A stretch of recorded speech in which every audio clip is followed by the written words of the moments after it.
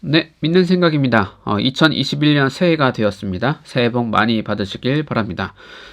새해 첫 영상으로는 애프터 코로나, 이제는 교회가 버려야 할 4가지라는 제목으로 수다를 해보려 합니다.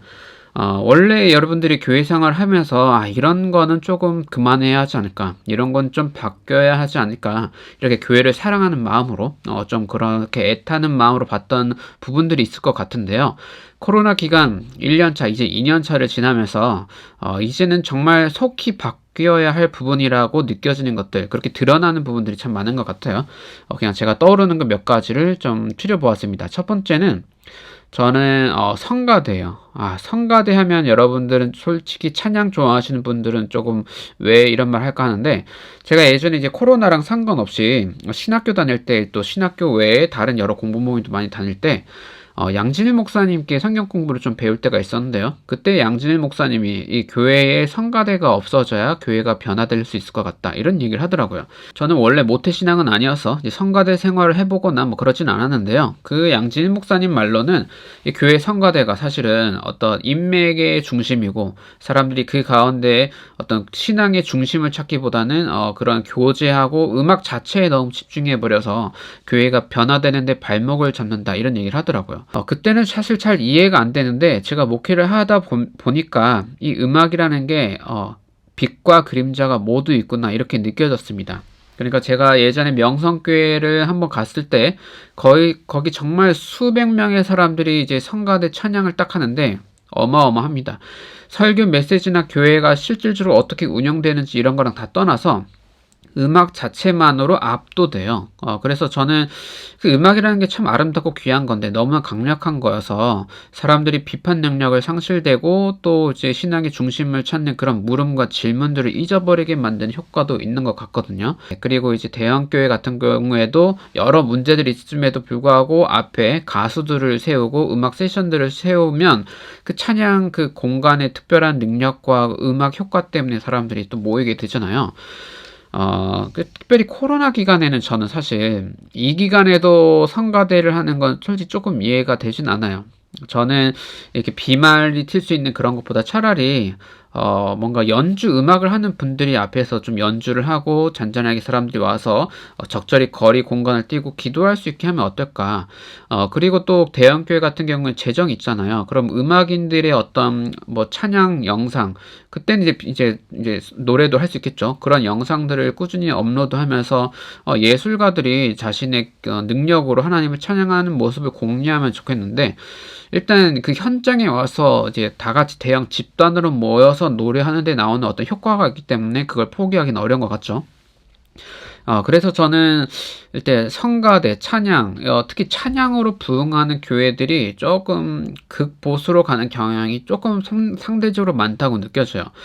제가 어떤 목사님 만났을 때 정말 목사님 깨어있고 공부 열심히 하고 뭔가 생각이 다르다는 분들 보면 대부분 그런 찬양 집회나 이런 건 하지 않고 보통 기도도 통성 기도보다는 침묵 기도를 더 열심히 하는 편일 것 같아요. 저도 20대 때는 굉장히 찬양을 좋아했고 찬양 집회를 좋아했다가 신학을 공부하고 이제 좀 더 신앙에 대해서 진지한 태도로 갖게 되면서 그런 음악으로 열광하는 태도는 조금씩 내려놓게 되고 있습니다. 그래서 저는 성가대 문화가 조금 이제는 좀 바뀌었으면 좋겠다, 그런 생각이에요. 두 번째는 수련회인데요. 이제 수련회라는 이름 자체가 사실 왜 이름이 수련회일까? 저는 예전부터 좀 궁금하긴 했었는데, 이제 코로나를 이후로는 그런 대형으로 모여서 뭔가 말씀을 공유하고 뭔가 하는 이런 대형 집회들이 좀 사라져야 할 것 같아요. 우리가 신앙이라는 건 대형으로 모여서 되는 게 아니고, 그리고 1박 2일, 3박 4일, 뭐 이런 일주일, 이런 수련회로 단기간에 뭘 한다고 어떤 극적인 효과가 일어나는 건 아니죠. 저도 수련회를 늘 20대부터 참여해왔고, 그 다음 목사, 전도사 생활하면서 다양한 규모의 어떤 모임들, MT들, 수련회들을 이제 짜고, 프로젝트를 짜고 진행하고 뭐 이런 걸 해왔는데, 지나고 봤을 때 거기에 참여했던 분들이 정말 성실하게 일상에서 자신의 신앙을 위해 뭔가 플러스가 되느냐, 그 수련의 효과가 뭐 그렇게 오래 가진 않는 것 같아요. 물론 의미 있고 재미가 있습니다. 서로 친하지 않았던 사람들이 어떤 공간에 모여서 친해진다는 그런 친목의 효과는 있지만, 공부는 평소에 해야죠. 신앙의 공부는 평소에 하는 거고, 말씀과 기도는 평소에 개인이 혹은 소수의 모임으로 의미 있게 소통할 수 있는 공간에서 지속적으로 일상에서 할 수 있는 뭔가 신앙 훈련이어야 하지. 1년에 여름에 한 번, 겨울에 한 번 어떤 단기적인 어떤 효과로는 뭔가 효과를 낼 수가 없다. 단기 집중으로는 효과를 낼 수 있는 것이 아니다. 신앙이라는 것의 특성이 약간 그렇다고 생각 들어요. 그래서 이런 수련회를 통해서 뭔가를 폭발시키려고 하는 그런 뭔가 부흥 강사들 있잖아요. 이제 그런 것들은 좀 그만해야 되지 않을까 싶습니다. 그 다음에 같은 맥락인데요. 신학 교육이 없는 어떤 큐티 교육이나 필사 교육이나 어떤 그런 모든 행위들, 종교 훈련들, 기도 훈련들 뭐 그런 것들은 이제는 좀 지양해야 되지 않을까 싶어요. 이제 코로나가 닥치면서 여러 가지 교회에서 관성으로 해오던 모든 오프라인 모임들이 이제 멈춰지다 보니까 그런 교회 훈련 프로그램들이 이제 멈춰졌잖아요. 성도님들도 아마 다시 좀 되돌아보는 시간이 될 것 같아요. 내가 지금까지 아무 생각 없이 교회에서 목사님들이 하라는 대로 해왔던 경건 훈련들이 정말 나에게 도움이 됐나? 물론 안 하는 것보단 낫지만 어떤 경건 훈련을 해야 내가 정말 신앙인으로 자라가는 데 필요할까? 내 자신의 어떤 마음의 열정, 그 다음에 몸의 건강, 그리고 우리 이웃 사람들에게 실질적으로 사랑을 표현하기 위해서 도움이 되는 진정한 경건 훈련이 무엇일까를 고민하게 될 것 같고요. 또 이 유튜브라는 온라인 공간에서 여러 가지 신앙 컨텐츠를 보면서 이제 어떤 내용을 좀 비교할 수 있게 되잖아요. 그래서 내가 지금까지 10년, 20년, 30년 신앙생활을 했는데 한 번도 들어보지 못했던 컨텐츠를 접하게 될 수도 있단 말이에요. 그래서 우리가 성도들이 신학자가 될 필요 없죠, 당연히. 하지만 최소한의 교양으로 알아야 하는 어떤 신학적인 훈련, 그런 것들이 있어야 하고, 그게 바탕이 되었을 때 어떤 필사를 해도 되고, 큐티를 해도 되고, 뭔가 다양한 형태의 뭐 경건 훈련들이 되어야 한다. 신학이 없는 상태에서 그냥 성경 읽어라, 그냥 성경을 써라, 뭐 그냥 기도를 해라, 이런 형태의 종교 훈련들은 우리가 이 작년에 코로나 사태로 드러났던 한국의 구구 기독교의 형태로만 극단적으로 발전할 수밖에 없는 것 같아요. 문자주의 신앙이나 아니면 정말 기독교 안에서도 이해할 수 없는 정말 이상한 형태의 종교 행위들로 발전될 수밖에 없기 때문에 반드시 신학과 결합되는 큐티 경건훈련, 여러 가지 모양의 경건훈련들이 나와야 되지 않을까 싶습니다. 그리고 또 한 가지 버려야 할 것은 제 생각에 목회자 중심의 예배예요. 저도 이제 요즘에 가끔 다른 이제 온라인 예배, 다른 교회들은 어떻게 하는지 살짝씩 보고 있는데 어쩔 수 없이 이제 온라인 형태로 가고 노출이 되는 공간이어서도 그렇지만 조금 더 목회자 중심의 예배가 되고 있다, 그런 느낌이 듭니다. 물론 그 전에 오프라인으로 한다고 해도 성도가 나오는 건 예배 전에 찬양 인도나 혹은 뭐 예배 중간에 성경을 읽는다거나 뭐 이제 그 정도인데요.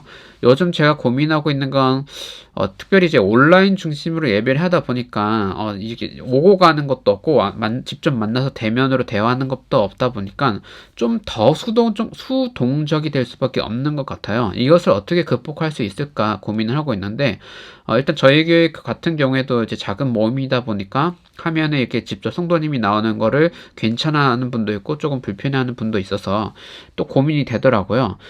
그래서 제가 생각하는 건 일단 설교는 목사가 하지만 설교 시간은 유동적으로 좀 조절을 할 수 있으니까 그 설교 전에 뭔가 성도들이 평소에 지금 우리가 성경 읽기 묵상 나눔을 하고 있는데 그런 묵상의 나눔 내용을 좀 같이 예배 중간에 소개하는 시간을 갖는다거나 아니면 우리 공동체 멤버들이 어떤 신앙 서적을 읽고 꼭 신앙 서적이 아니어도 무언가를 읽고 신앙적인 묵상을 했다면 그런 걸 나누는 공간이 있으면 좋겠다, 그거예요.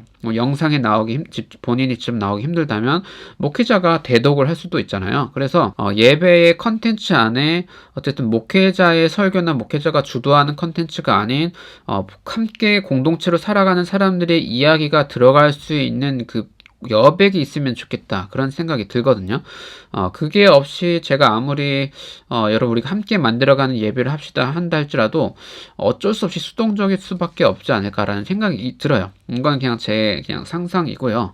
신학적으로 조금 하자면 예배는 사실 예수 그리스도의 복음을 함께 듣고 하나님 앞에 반응하는 공간인데 우리가 신앙 고백이라고 할 때 뭐 사도신경을 함께 고백하기도 하지만 우리 성경 보면 구약의 장르 중에 성문서라는 많은 장르가 있잖아요. 여러분이 알만한 장르 중에 시편이 있죠. 시편이 하나님의 말씀이지만 그 구체적인 내용은 그냥 하나님을 사랑하는 사람들의 어떤 일상에서 겪는 탄식들, 감정들, 솔직한 생각들을 그대로 고백하는 장르가 성문서예요. 예배 안에서도 그 중심은 예수 그리스도의 복음이지만 어떤 한 순서로 우리 공동체 멤버들이 일상을 살아가는데 느껴지는 솔직한 이야기들, 토로들, 때로는 불만일 수도 있겠습니다. 그런 이야기들이 직접 들어가는 순서가 있는 것도 예배 신학 안에 우리가 상상해 볼 수 있는 내용이 아닐까 싶어요. 구체적으로 어떻게 할 수 있을지는 좀 더 저희 교회 친구들과 좀 더 이야기를 나눠보고 싶어 하는데, 어떻게 하면 온라인 예배가 우리가 성도와 목회자가 함께 만들어지는 예배가 될 수 있을까? 어떻게 하면 그 수동성을 극복할 수 있는 예배가 될 수 있을까? 혹시 좋은 의견이 있다면 좀 나눠주시면 좋겠습니다. 하여튼 제가 생각하는 건 요 정도인데요. 코로나 이후에 좀 버렸으면 좋겠는 거, 그리고 교회가 새롭게 보완하면 좋겠다라고 생각하는 게 혹시 떠오르는 게 있다면 또 댓글로 주시면 저도 참고하도록 하겠습니다. 자, 그럼 2021년 화이팅입니다.